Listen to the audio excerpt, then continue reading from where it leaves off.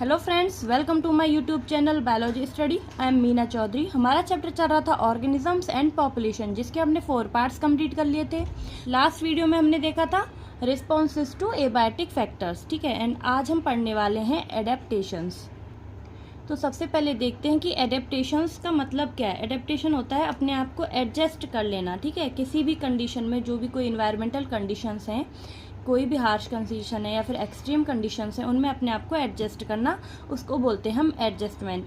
वो कैसे किया जाता है? कुछ चेंजेस करके, ठीक है। अपने कुछ हम लोग अपनी फिजियोलॉजी में चेंज करते हैं, कुछ मॉर्फोलॉजी में चेंज करते हैं, कुछ बिहेवियर में चेंज करते हैं। उसमें कुछ चेंजेस करके हम क्या करते हैं? अपने आप को एडजस्ट कर लेते हैं किसी भी इन्वायरमेंटल कंडीशंस में। While considering the various alternatives available to organisms for coping with extremes in their environment, we have seen that some are able to respond through certain physiological adjustments, while others do so behaviorally, migrating temporarily to less stressful habitats. तो क्या मतलब है कि कई सारे जो organisms होते हैं ना, अलग अलग टाइप्स के ऑर्गेनिजम्स होते हैं, वो बहुत सारे जो तरीके हैं उनका यूज़ करते हैं उन इन्वायरमेंटल कंडीशन से बचने के लिए, उनसे कोप अप करने के लिए, ठीक है। तो कुछ ऑर्गेनिजम्स जो उस एक्सट्रीम इन्वायरमेंट में जिंदा रह रहे हैं, वो कैसे रह पाते हैं? तो वो हो पाते हैं थ्रू फिजियोलॉजिकल एडजस्टमेंट की वजह से, ठीक है। क्योंकि उनमें अपनी बॉडी के अंदर कुछ ऐसे चेंजेस कर लेते हैं जिसकी वजह से वो उस इन्वायरमेंटल कंडीशन को अडेप्ट कर पाते हैं, उनमें रह पाते हैं। तो फिजियोलॉजिकल चेंजेस के अलावा वो कुछ बिहेवियरल चेंजेस भी करते हैं। बिहेवियरली मतलब कि जैसे वो क्या कर जाते हैं? माइग्रेट कर जाते हैं। जो स्ट्रेसफुल कंडीशन है वहाँ से माइग्रेट करके कुछ समय के लिए टेम्परेरी वो दूसरे एरिया में चले जाते हैं, ठीक है। और जब वो जो स्ट्रेसफुल कंडीशन थी वो नॉर्मल हो जाती हैं, तो वो वापस अपने हैबिटेट में वापस आ जाते हैं। These responses are also actually their adaptations.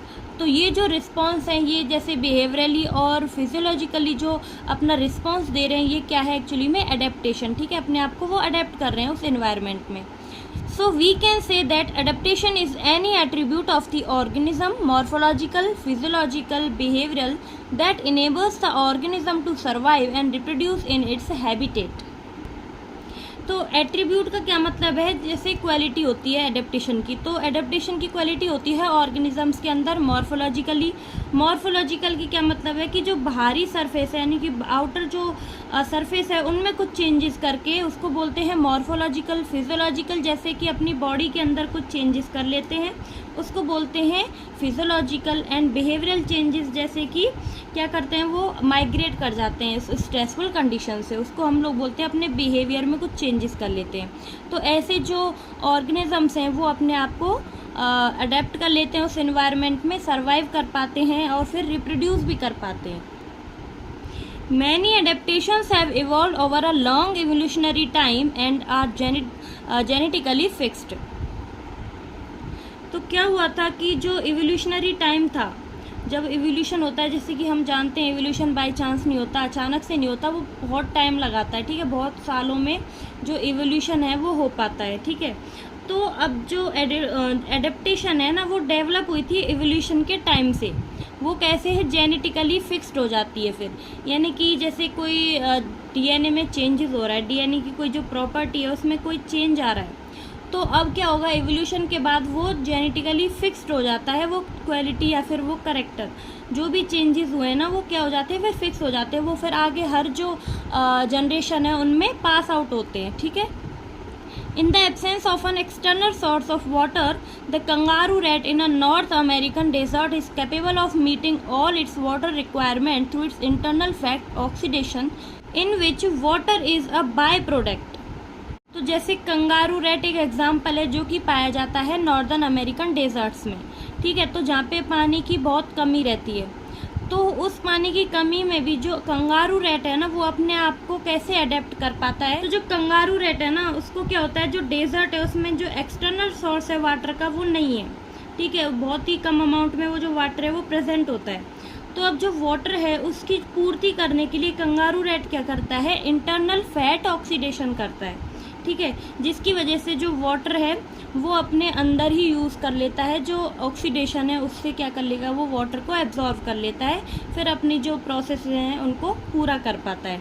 It also has the ability to concentrate its urine so that minimal volume of water is used to removal excretory products।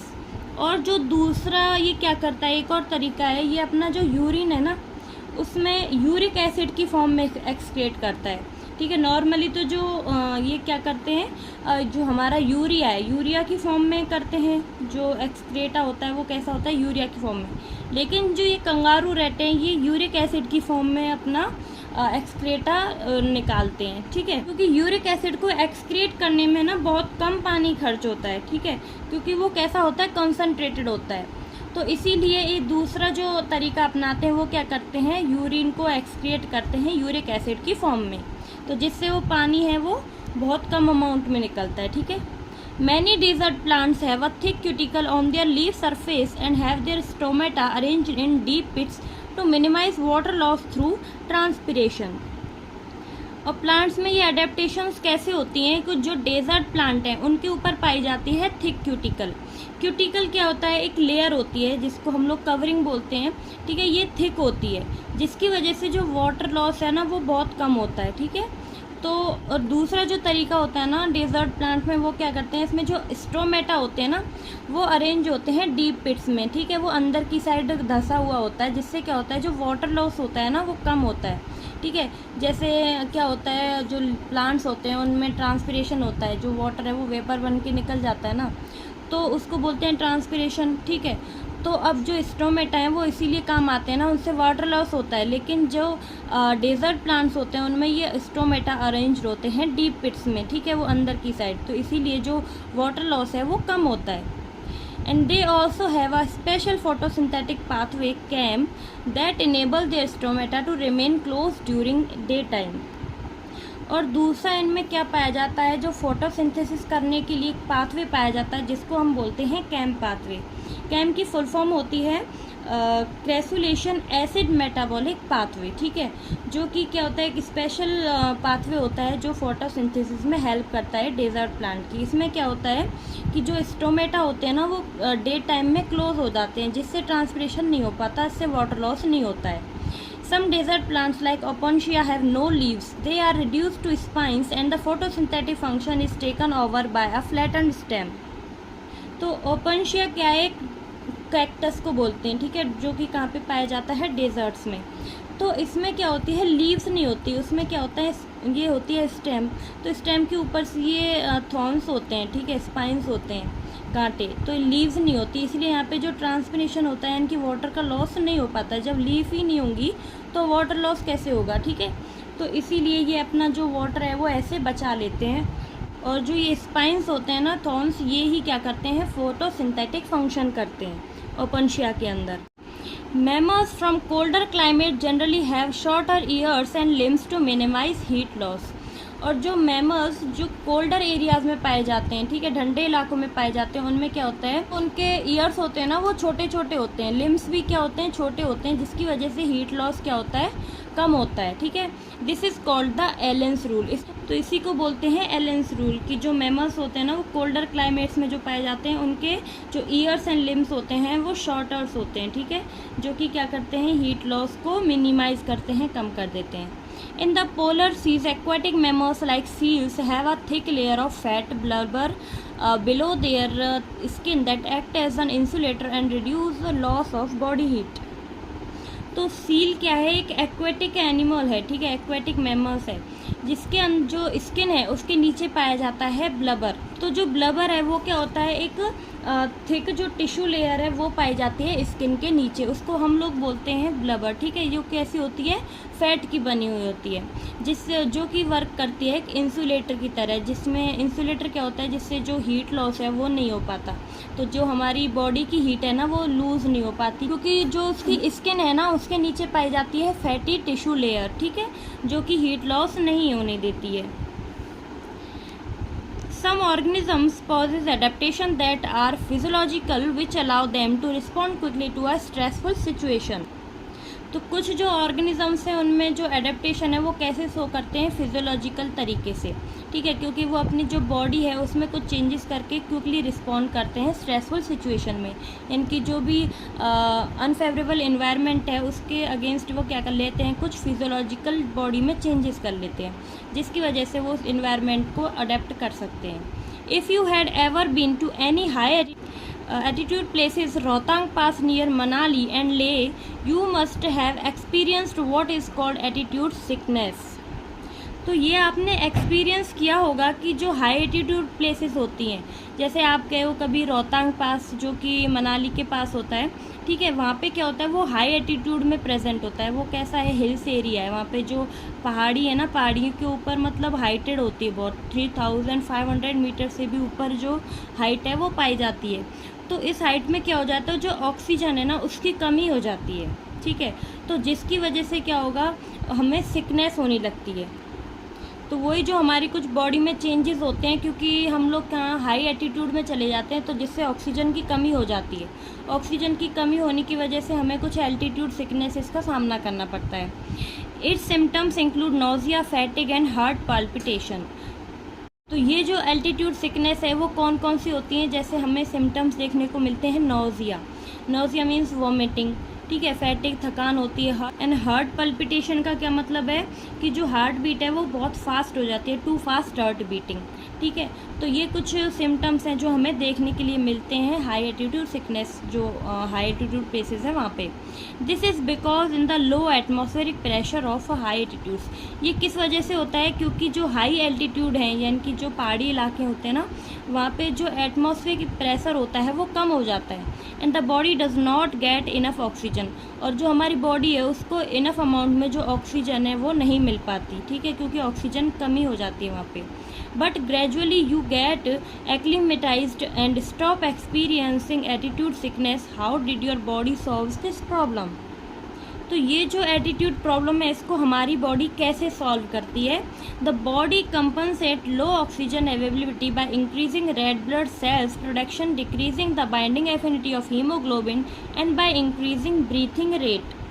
तो इस कंडीशन में क्या होता है, हमारी बॉडी कुछ फिजियोलॉजिकल एडेप्टेशन शो करती है, ठीक है, यानी कि हमारी बॉडी में कुछ चेंजेस होते हैं। वो क्या क्या होते हैं कि जो हमारी रेड ब्लड सेल्स हैं यानी कि आरबीसी हैं वो बढ़ जाती हैं, उनका प्रोडक्शन बढ़ जाता है, ठीक है, और जो ब्रीथिंग रेट है ना वो भी बढ़ जाएगी, ठीक है, ब्रीथिंग जो कैपेसिटी है वो बढ़ेगी।